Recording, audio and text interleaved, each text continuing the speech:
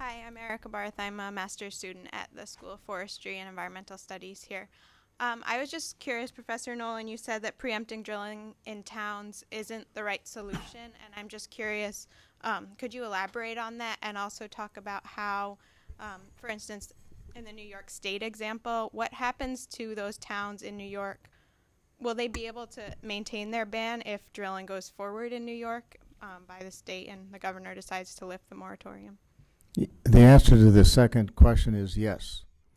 We will have a system, a permitting system that the state puts in place that will give permits for companies that follow the operational standards that New York's DEC puts into place. And you can go get a permit, but you're going to have to get a local permit as well and comply with local zoning.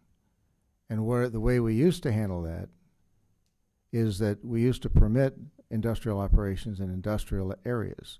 And we have mapped areas within our communities for those kinds of operations. What we're dealing with now is a very radical change at the local level of permitting drilling in places that industrial activities didn't used to be permitted.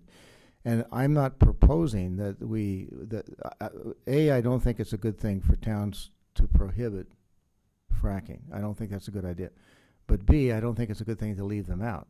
So C, that leads me to the conclusion that we have to come up with new methods of communicating between the federal, state, and local level as to how these things are regulated. My thought is that the state is never going to be able to regulate at the level of detail that 1,600 local governments in New York need there to be.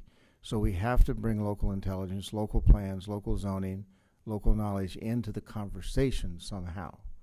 And I'm not exactly sure how to work that out. But prohibiting fracking is not the right way, and taking local governments out of the equation is not the right way.